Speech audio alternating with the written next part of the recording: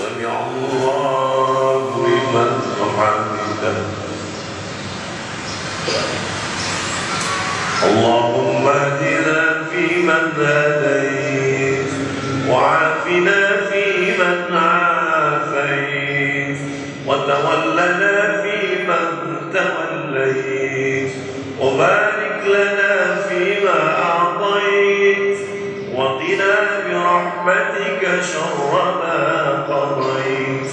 فإنك تقضي ولا يقضى عليك وإنه لا يذل من واليت ولا يعز من عاديت تبارك ربنا وتعاليت ولك الحمد على ما قضيت نشكرك ونتوب إليك اللهم انصر إخواننا المجاهدين المظلومين في فلسطين المظلومين في رهية وفي مصر والشام ومن مشارق الأرض إلى مغاربها اللهم انصرهم نصرا عزيزا اللهم دمر أعداءك أعداء الدين اللهم شتت شملهم وفرق جمعهم واجعلهم في نحورهم اللهم انصر إخواننا المجاهدين المظلومين في كل مكان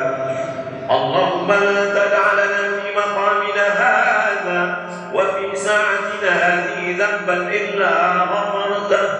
ولا هما إلا فرجته ولا دينا إلا قضيته ولا مسافرا إلا وصلته ولا حاجة من حوائج الدنيا والآخرة لك رضا ولنا فيها صلاح إلا قضيتها ويسرتها يا رب العالمين اللهم أكرمنا ولا تهنا واعطنا ولا تحرمنا اللهم أكرمنا ولا تهنا يا أكرم الأكرمين وارحمنا يا أرحم الراحمين والطف بنا يا لطيف اللهم ارفع عنا الغلاء والوباء والفحشاء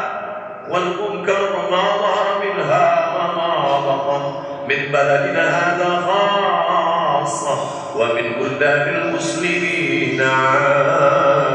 عامة وصلى الله على سيدنا